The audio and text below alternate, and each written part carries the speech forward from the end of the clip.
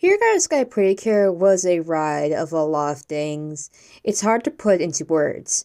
It's the first series to do a couple of new things and fresh ideas for the Pretty Cure series, such as some I'll talk about later. But anyhow, let's get on to my over review with this anniversary season. Also, there may be some spoilers here, so you've been warned if you didn't watch the whole series.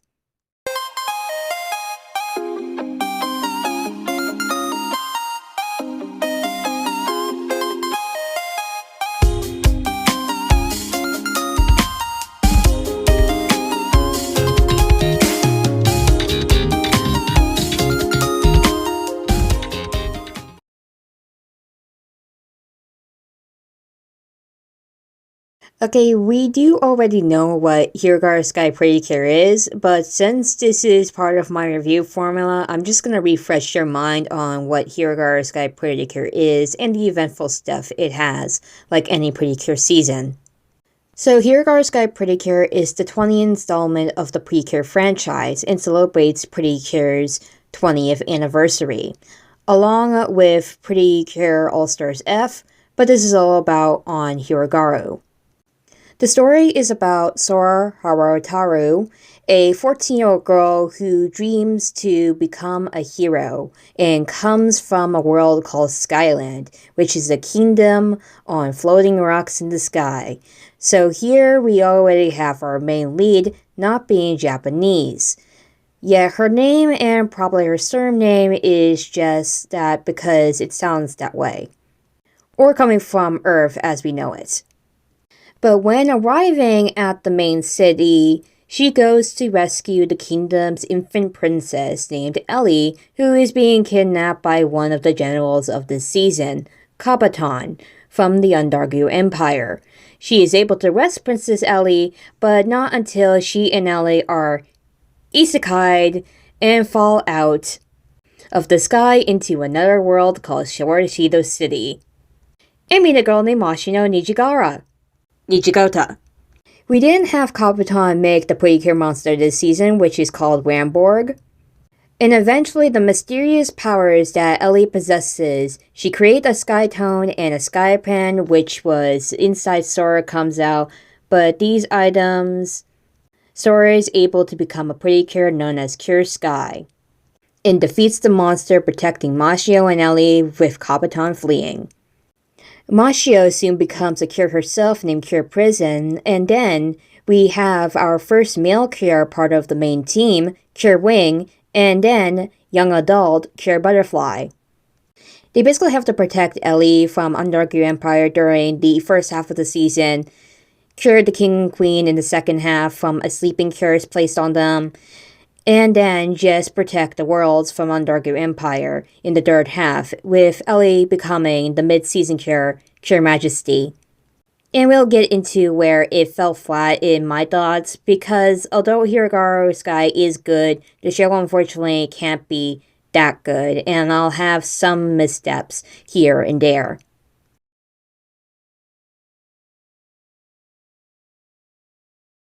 So to me, Hirogaru Sky Pretty Cure was a very awesome and wonderful show.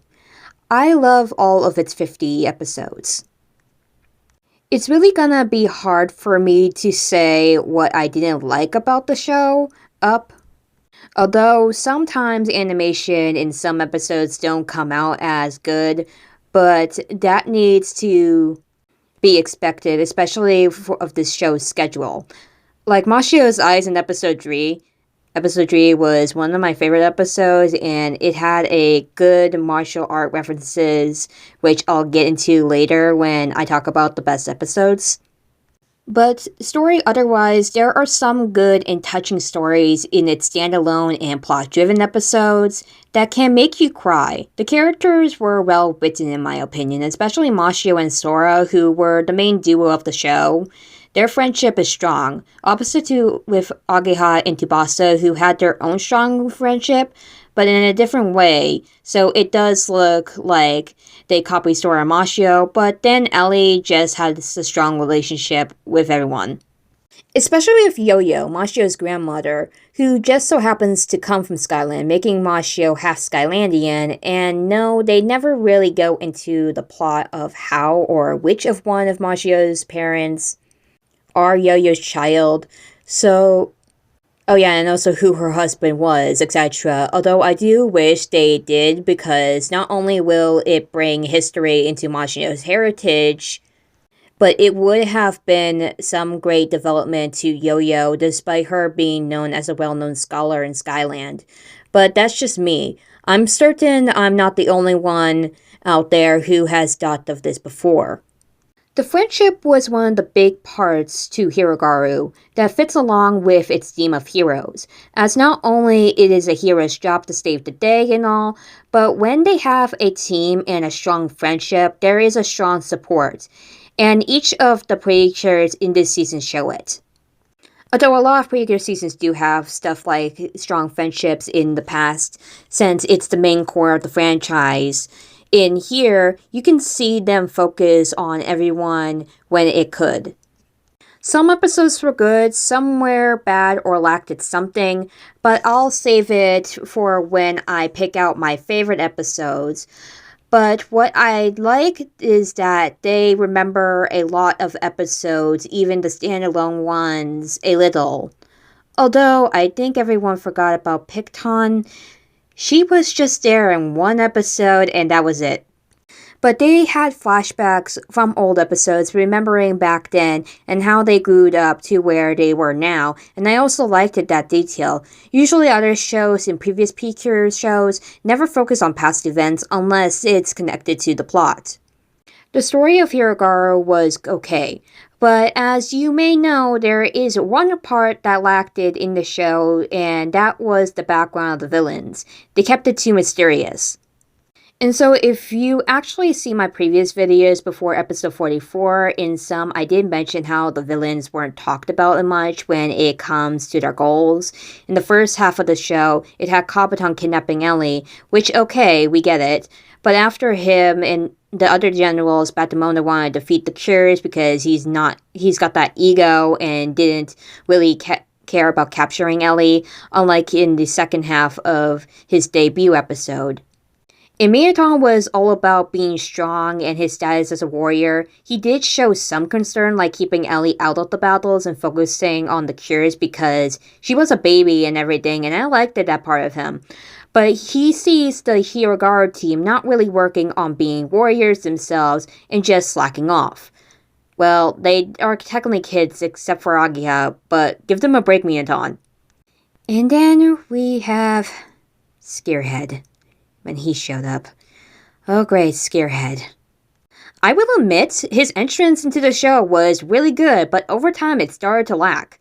The villain starts were great, but it's over time they started lacking. Like, again, I was very interested in Minaton when he first appeared, especially since he stopped his Ramborg from attacking Ellie, while other villains wouldn't care if a baby, child, or just a normal person along with the ally of the Cures would get hurt.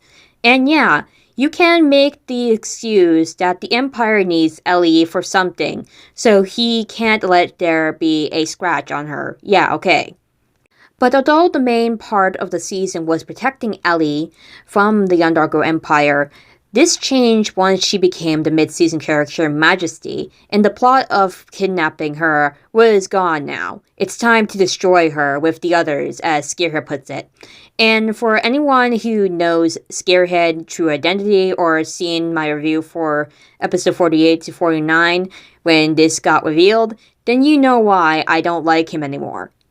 The main problem with the villains of Hirogaru Sky is that their master plan and evil lore were revealed far too late in the series, and when it was revealed, it was good and understandable, but if they made more subtle hints, or that Empress Undaru was seen more often, even if they just kept her obscured until the end like she did, but just had more of a role in the show, I think it would be really better.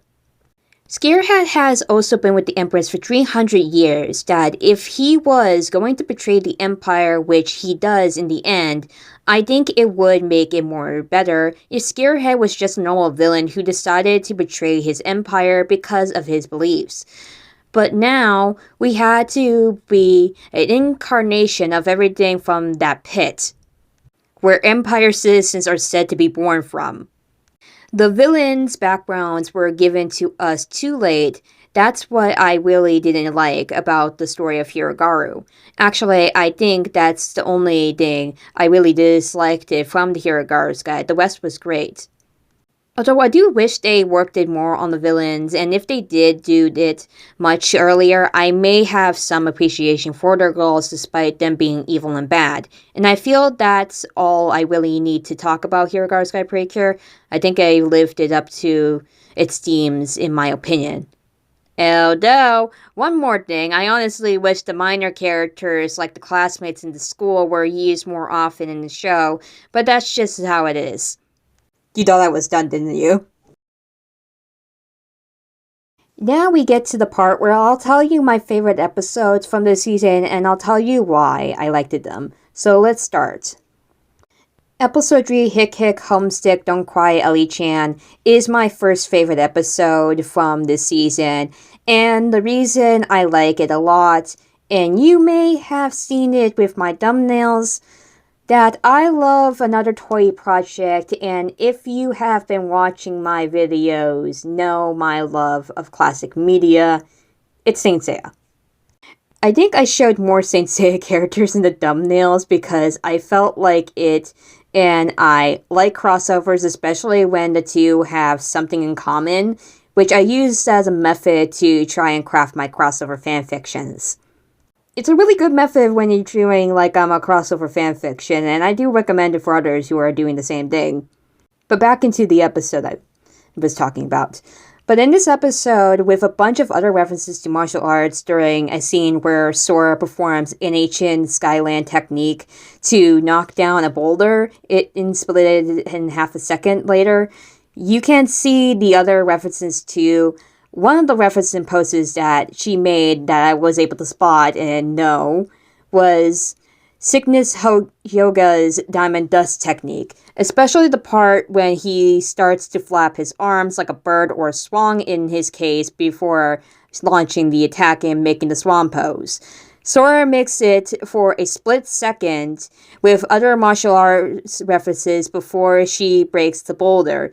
So, me seeing that, I was going crazy over it because I love Saint Seiya, of course. Episode 5, Hand in Hand or New Attack. This episode was one of the best.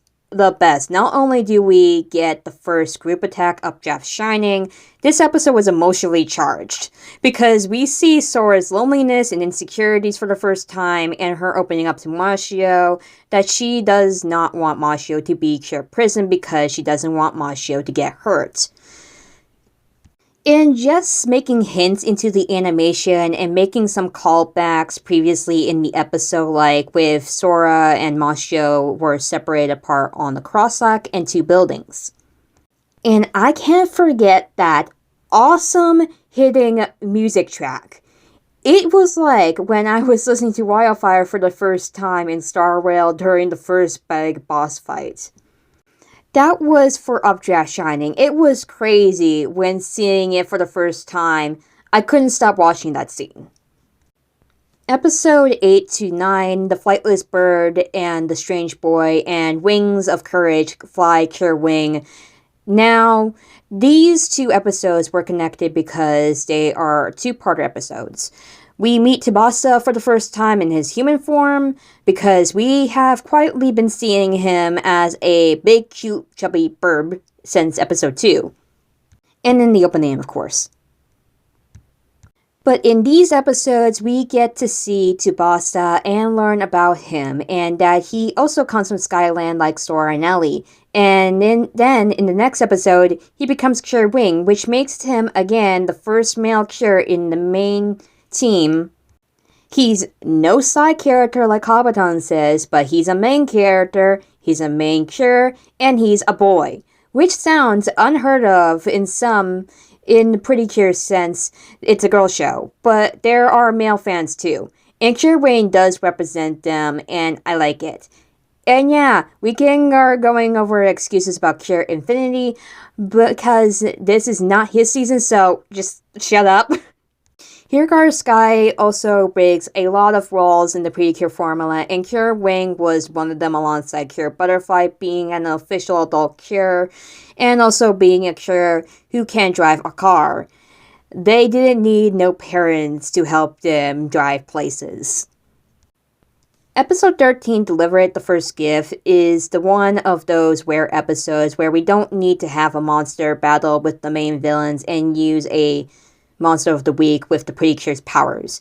This episode mainly focuses on Sora and Mashio as they help a middle-aged woman named Midori, who is buying a pair of shoes for her grandchild as her son and his wife are moving to the US, and she can't go with them. She has this thought about not telling them how much she's gonna miss them, but Sora and Mashio persist that Midori should tell them and gives the pair of shoes which she gave to Ellie because she likes them. And the episode was just so emotional and how they used their Pretty Cure powers to help Midori get to the airport on time so she could say goodbye and give the shoes to her son and his family.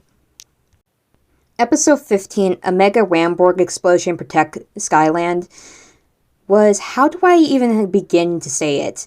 Well, they're in Skyland now, and in the last episode before this, we meet Captain Shalala for the first time, the woman who inspires Sora to become a hero, and then you have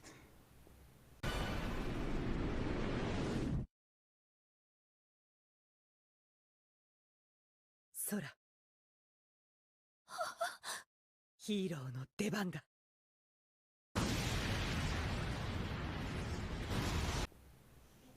that hit me hard, especially for Sky. What do I have to say about that? And not only that, Sky went into Mother Bear mode with a threat to Batamonda to not even get close to Ellie after what happened to Shalala. Ellie saying her first words in the show and the cry she made when coming to get comfort by Sky for what happened in this episode. Like, there was, like, so much emotion in this episode. Just, like, so much. Episode 17, The Great Baton Pass, Mashio's Intense Relay, was another emotional episode, but targeted at Mashio and your iconic Sports Day episode in the anime.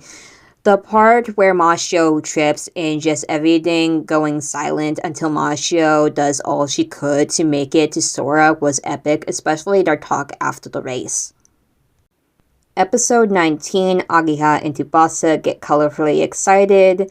With another big bang, we got epic music, a new episode Group Attack for Butterfly and Wing, and the mixing palette power-up abilities were just a fun part of this episode.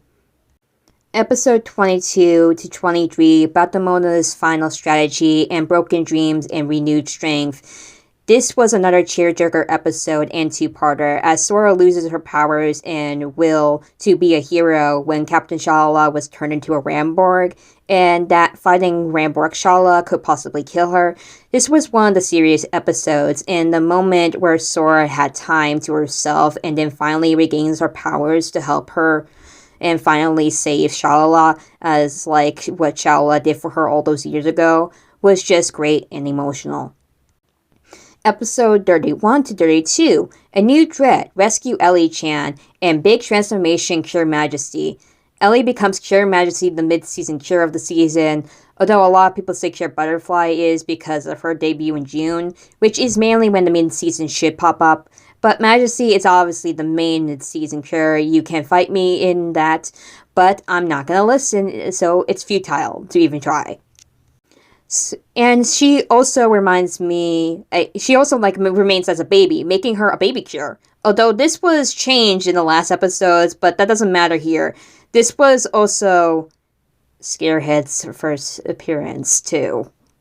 Also, there is another Saint Seiya reference, or what I call a Saint Seiya reference, because it literally looked like they were doing Pegasus Meteor Punch, especially the slow-paced one. You'll have to watch the episode in full. You can't find a clip of it online like the Divine Sky Punch. Episode 33, The Ultimate Power Majestic Chronocron, was another major episode as we get the Majestic Chronocron and they use Majestic Elation for the first time, which is also cool as the Cures don't get power-up farms, although I sort of wish it was because I wanted Rain to have a power-up outfit, but it's fine. There's always the first. Well, they did it first too. Episode 37, Two Friends in the Tree of Memories. This was just a wholesome episode about friendship. That's all I have to say. Also, there was a goat. Episode 41, Mashio and Monda's Autumn Story. So before this episode, Batemonda, after his defeat, stays on Earth and is hiding out, but he also needs to live and survive, so he gets a job and goes on the human alias of Monda, and he accidentally becomes friends with Mashio, as we saw in episode 34, even though he was trying to ruin her passion of drawing and writing picture books. His words just gave her motivation, and some of Monda's cruelty because of Mashio's kindness started to fall apart, and he started to feel some good, even though he refused this feeling. Episode 43, Prism Shine, Illuminate Your Heart, is a continuation of what happened in episode 41, and now Mashio knows that Monda is actually Batemonda. This episode will eventually fight and such makes callbacks to like a reverse reference to episode 4, when Mashio became a Cure and got Sora's pen back so she can transform, and they save Batemonda and forgive him as he also forgives himself and starts to try and become a better person after this. Episode 44 to 45, A Grown-Up Princess in the Legendary Pretty Cure, and the Gentle Young Lady of the Undarker Empire. It was a nice lore episode, although we didn't get a lot. We see the full appearance of the Empress and her past, but there is still mystery behind this that was yet to be revealed. Episode 49, Cure Sky and the Strongest Power, had some real good fights. They were not that big, but so good. And then you get a surprise and interesting look. Dark Sky. So yeah, it was...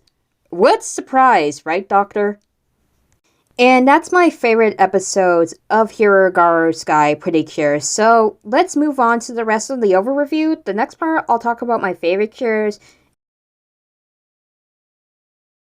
Sora Harataru, aka Cure Sky. Now I'll say it. Sora was my favorite cure of the season, and okay, it's also because she is a blue cure, and I like the color blue. But how do I have to even explain why it's my favorite color in the first place? Like, look at my character. But for Sora specifically, she is the first lead cure to be blue, a different color from the normal pink. Although she is not the first lead to be a different color besides pink, because Cure Summer sort of already took it with being rainbow and white, but Cure Sky was the first blue leader in the series. Not only that, but Sora's personality and determination to become a hero, especially her willingness not to give up, even though she had moments where she did want to give up, but with the help of her friends, she was able to get back up. Something she didn't have as a child because she was so focused in becoming a hero. Another is that Sora accepts other differences. She doesn't hold grudges against her enemies, having a good understanding of why they are the way they are. And for herself, she is able to accept her bad qualities like her naivety and selfishness. Something not a lot of people do, accept negative aspects of themselves, and that goes for heroes too as well.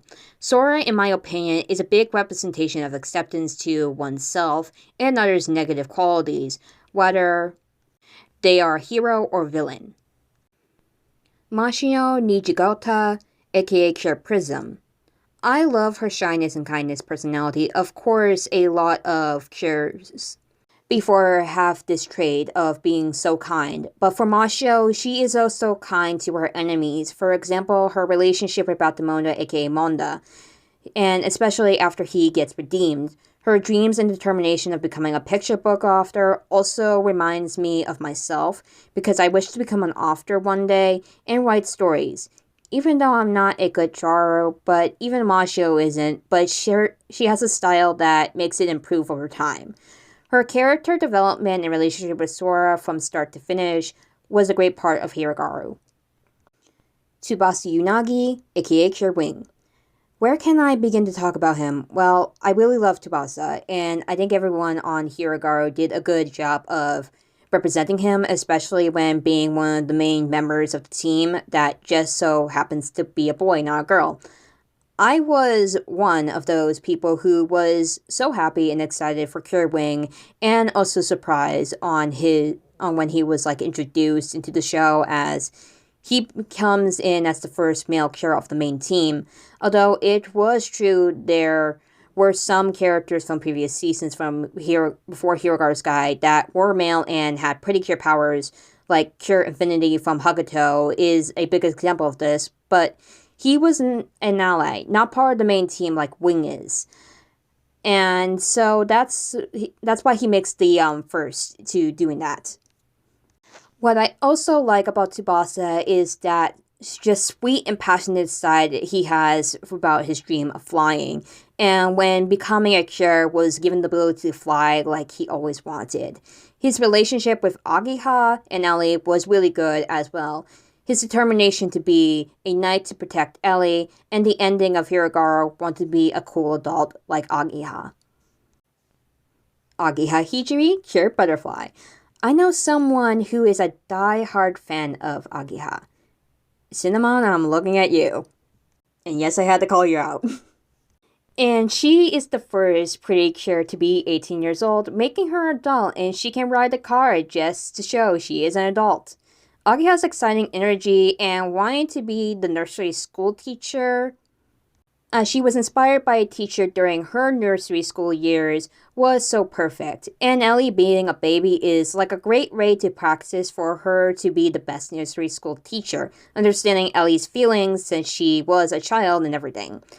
And just the overall teamwork and maturity she brought to the team was really good as well. Being an adult in that she had already been through many struggles than the younger members of the team gives her the understanding to relate to them better and to encourage them too, instead of being around the same age as them. Ellie-chan, Cure Majesty. Where do I begin to talk about this wonderful baby? There's so many things I can say about Ellie. But I think one thing I wish to praise the Hirogaru team was that Ellie was able to get time to develop as the baby she is. She didn't start out talking right away or walking, but we got to see her do those things and her determination to grow up with the others. And finally, for her wanting to protect them too as they protected her, because they are like family to her. This is a good quality that makes her one of the best princesses in the Pretty Cure franchise, especially being a baby. When she first became Cure Majesty, she didn't just magically, just like that, grew up right there. She remained as a baby because she is still a baby and still needs to grow up, like an actual baby. Although this kind of was a bit confusing at the end, but yeah, girl's still a baby even if she can change her age at the end. I'm giving Hirogaru Sky Pretty Cure a 9 out of a 10. After all, I really only had one problem with the show, that was being too late on the villains' backgrounds. But overall, the rest of the show was a very fun ride, and a great representation to celebrate 20 years of Pretty Cure. I definitely recommend this season with all my heart to new fans of Pretty Cure, and for people who want to see some different new styles to the formula of the Pretty Cure series. That's where I'll end my overview of Hirogaru Sky. Thank you for watching and listening. If you want to tell me your thoughts on Hirogaru Sky and what you liked or disliked about it, tell me in the comments. I'll love to read them. Anyways, thank you, and now it's time to get wonderful. Or whenever this gets out, we'll all be wonderful. Bye everyone, and never fire her from your dreams, heroes.